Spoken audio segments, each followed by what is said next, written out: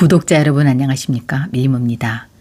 그동안 손꼽아 기다렸던 미녀와 순정남 37회 드디어 어제 방송됐습니다. 36회 엔딩씬이 너무 궁금증을 불러일으켜 파리올림픽 중계방송으로 인해 기다리는 시간이 더욱더 길게 느껴졌을 겁니다. 37회에선 공진단이 결국 진상구의 아들임이 드러나고 진택은 수연과의 이혼을 취소하고 그리고 돌아가 과거 기억의 일부를 되찾는 모습이 그려졌습니다. 구독과 좋아요를 눌러주시면 그 따뜻한 마음이 여러분을 부자로 이끌어줄 겁니다. 필승은 이제 고고엔터의 대표가 돼 가족들의 응원을 받으며 첫 출근을 합니다. 지영은 지난번에 찍은 장미의 집이 대박나면서 인정받는 배우가 되고 있습니다. 지난 36회에선 공진단 출생의 비밀이 나오려고 하다 끝났는데요. 진상구는 애교에게 비즈니스 잡지의 표지 모델로 나온 공진단의 사진을 보여주며 우리 아버지 젊었을 때 모습과 너무 닮지 않았어? 혹시 우리가 마지막 이별 여행 때 생긴 내 아들 아니야? 라고 묻습니다. 이때 일행들과 카페에 왔던 공진단이 홍혜교를 보고 엄마 라고 부르며 나타납니다. 공진단은 카페에 왔다가 엄마가 웬 아저씨랑 다정히 붙어앉아 희희낙낙대고 있으니 뭐야 저 아저씨 누구야? 라고 못마땅한 얼굴로 묻습니다. 이에 홍혜교는 저 할머니 아는 분 아들인데 보험 하나 들어달라고 해서 사인하고 있었어 라고 둘러댑니다. 그런데 진상구의 말을 들은 애교는 무슨 소리냐며 펄쩍 뛰며 아니라고 했지만 집에 돌아와 곰곰이 생각해보니 혹시 그럴지도 라는 의심이 점점 듭니다. 홍혜교가 알면서 속인 게 아니라 이때까지 까맣게 모르고 있었다는 건데요. 참 이런 면은 이해가 안 되는 장면이기도 합니다. 홍혜교는 두 사람이 머리카락을 가져가 유전자 검사를 해보는데요. 진상구의 예견대로 공진단은 상구의 유전자와 일치하는 걸로 나옵니다. 결과지를 받아들고 애교는 순간 너무 당황스러웠지만 이건 혼자만의 비밀로 간직하기로 결심합니다. 애교는 상구를 불러 지금 진단이 APP그룹 회장 진택의 양자가 되려는 중요한 순간이니 당신이 한국에 있으면 내가 자꾸 만나게 되고 그 장면이 혹시라도 들키면 장애가 될 수 있으니 그 일이 끝날 때까지 필리핀에 좀 가 있다가 그 일이 끝나면 우리 새 출발하자 라고 희망적 미래를 말해주며 달래서 보내려 합니다. 그 말을 들은 상구는 일단 동의하고 집으로 와 가방을 싸다가 왠지 애교가 뭔가 거짓말을 하고 있다는 의심이 들어 다시 공진단을 직접 만나보려고 생각을 바꾸는 듯합니다. 한편 지영은 드디어 김호경 작가의 신뢰로 차기작 서울레이디의 여주인공으로 발탁되게 됩니다. 제목처럼 이제 사투리도 안 써야 하고 검은 뿔테 안경을 벗고 정말 서울레이디처럼 변신해야 한다는 작가의 요구에 지영은 미용실에 가서 세련된 서울 아가씨의 모습으로 변신해 주위의 환호를 받습니다.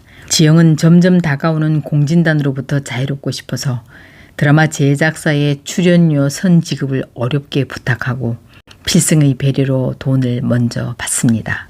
지영은 그 돈으로 공진단에게 빚을 갚아달라고 백미자에게 부탁하지만 백미자는 빚을 갚긴커녕 그 돈으로 집을 얻으려고 공진단에게 보내지 않습니다.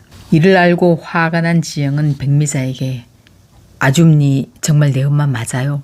돈 때문에 내가 공 대표님 만났지만 아무리 노력해도 마음이 안 가고 너무 힘들어요. 그래서 제가 그 돈 갚겠다는데 아줌니가 왜 안 주고 있어요? 라며 감정을 폭발했고 이에 백미자는 그 사람이 우리를 도와줬는데 싫어도 조금 참고 만나면 되지 뭐가 힘드냐고 말하며 지영의 힘든 마음을 알아주긴커녕 오히려 원망의 말을 합니다. 그 상황을 보게 된 도식과 도준도 그제서야 지영이 엄마의 사채빚 때문에 또 이런 사달이 난 걸 알고 충격을 받아 한바탕 난리가 납니다.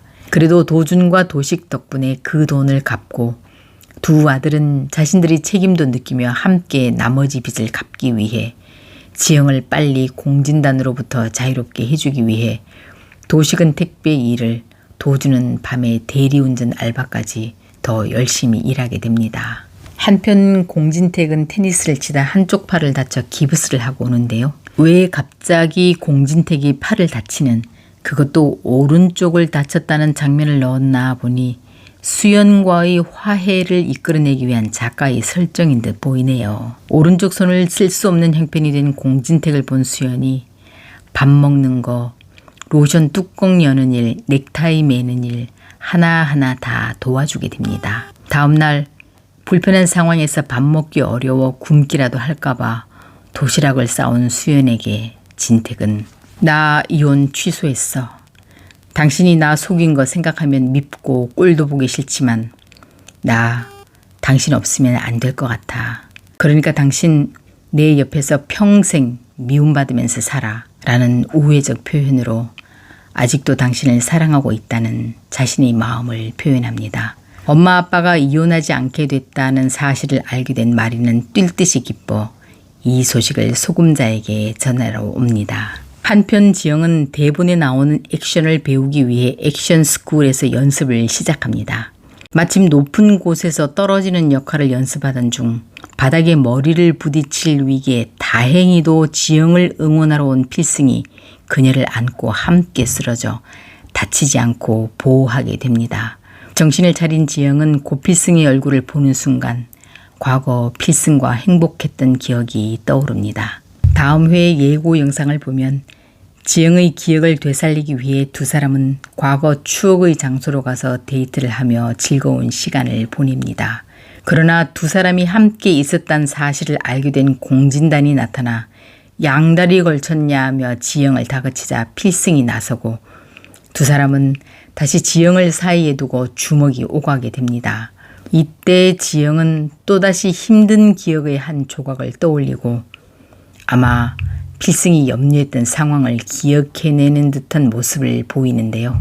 과연 지영이 어떤 기억을 떠올린 건지, 혹시 그 기억이 좋지 않은 기억이라면 이 위기를 필승은 어떻게 넘겨낼지 내일 이야기가 더욱 궁금해집니다. 구독자 여러분 안녕하십니까? 밀림입니다. 미녀와 순정남 38회가 방송됐습니다. 38회에서 지영은 필승이 자신을 믿어주지 않아서 극단적 선택을 했던 기억이 떠오르며 필승을 매몰차게 밀어내는 장면이 그려졌습니다. 사실 지영의 기억이 돌아오는 부분이 조각조각 회상되면서 지영의 행동이 이랬다 저랬다 하는 바람에 속이 터지는 분들도 많았을 것 같아요. 구독과 좋아요를 눌러주시면 여러분의 그 따뜻한 마음이 부자로 이끌어줄 겁니다. 37회 엔딩 장면은 지영이 차기작 서울레이디 대본에 나오는 액션씬 연습을 하다 마침 높은 곳에서 떨어지는 장면을 연습하던 중 바닥에 머리를 부딪힐 위기에 다행히도 그 순간 지영을 응원하러 왔던 필승이 그녀를 안고 쓰러져 다치지 않게 됩니다. 놀란 필승이 괜찮아요? 라고 물었고 정신을 차린 지영은 그 충격으로 과거 필승과 행복했던 기억의 조각이 떠오르는 듯 보이며 끝났었죠. 지영이 기억이 돌아오는 듯한 모습을 보이자 필승은 그녀의 기억 회복을 도와주기 위해 함께 추억의 장소를 방문합니다. 하지만 안타깝게도 지영은 기억을 되찾진 못하고 즐거운 시간을 보내고 돌아옵니다. 그러나 집 앞에서 기다리던 공진단이 지영 씨 지금 양다리 걸치는 거예요? 라는 말에 필승이 나서고 두 사람은 또다시 주먹 다짐이 오갑니다. 이런 험악한 상황에 놀란 지영은 갑자기 두통을 호소하며 괴로워합니다. 그러면서 또 기억의 일부가 돌아오는데 하필 스폰 뉴스 후 필승을 찾아가 믿어달라고 호소하는데 필승이 너 왜 이렇게 사냐? 다시 내 앞에 나타나지 마. 라고 매몰차게 했던 기억이 떠올랐습니다.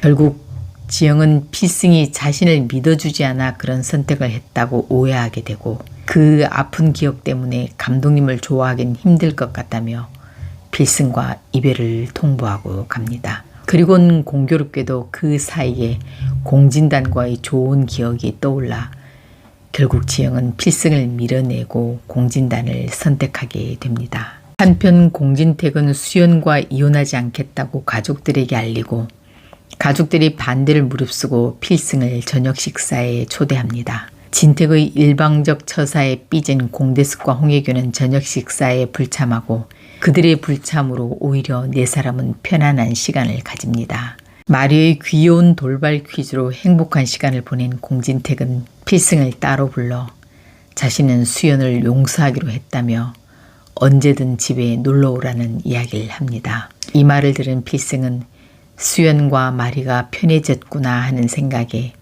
자신도 마음이 한결 나아졌습니다. 홍혜교는 진상구가 공진단의 생부인 걸 자신만 알고 있기로 하고 진상구를 필리핀으로 보내려 했지만 진상구는 홍혜교의 태도에 의구심을 가지고 자신이 공진단을 만나겠다고 때를 씁니다. 이에 할 수 없이 홍혜교는 진실을 털어놓고 이 사실을 들은 진상구는 자신의 아들이 있다는 말에 좋아서 어찌할 바를 모릅니다. 비밀을 유지하겠다는 약속을 한 진상구는 몰래 숨어서 아들 공진단을 보곤 멋진 아들의 모습에 뿌듯해합니다. 앞으로 두 사람이 부자지간인 걸 작가는 어떻게 그려낼지 정말 궁금해지는데요.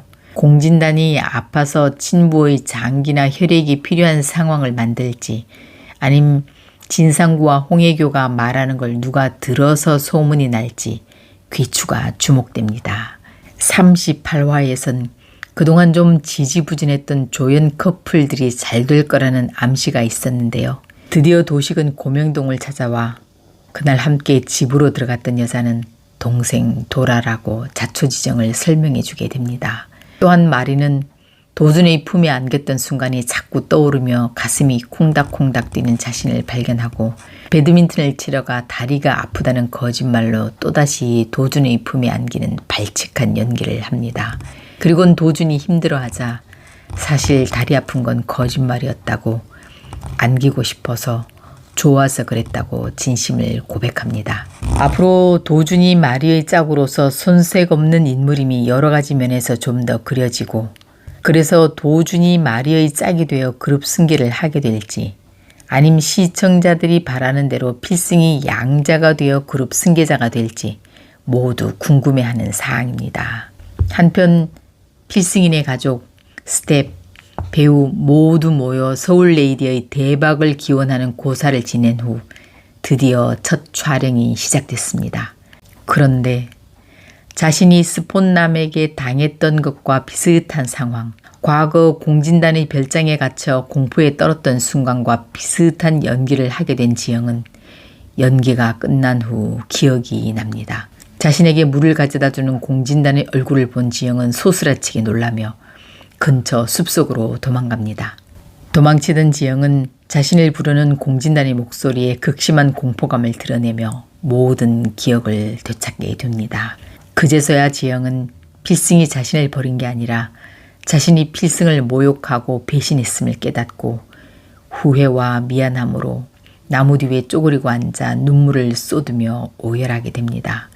그런데 좀 전까지 필승에겐 감독님이 날 밀어낸 기억 때문에 우린 안 될 것 같다고 이별을 통보하고 공진단에겐 지금까지 오해해서 미안해요. 저에게 잘해주셨는데 하면서 사귀자는 사인을 보냈으니 이걸 어떻게 수습하게 될지 정말 깝깝해지네요. 기억을 온전하게 찾게 된 지영이 필승에게로 어떻게 돌아가는지 빨리 돌아가길 바라며 기대해 봅니다. 다음 회에 지영은 백미자의 만행을 떠올리며 이제 아줌마 딸 박도라가 아닌 김지영으로 살고 싶다고 집을 나가 할머니와 둘이 살게 되는 듯합니다. 지영을 만난 공진단은 누군가에 의해 물세례를 맞는 것 같은데요. 아마 태희인 듯합니다. 그리고 공진단의 투자 실패로 회사에 극심한 손해가 나 나무라는 공진택의 모습에 이어 차 사고로 머리를 다치는 공진택의 모습이 보여졌는데요. 그 사고 후 수습 과정에서 공진단이 진진단인 게 밝혀지고 회사 승계와 관련된 어떤 논의가 나올 듯합니다. 다음 회 기억을 되찾은 지영이 필승과 어떻게 다시 이어질지 벌써부터 가슴이 설레며 기다려집니다. 지금까지 38화 스토리였는데요. 재미있으셨다면 구독과 좋아요 부탁드립니다.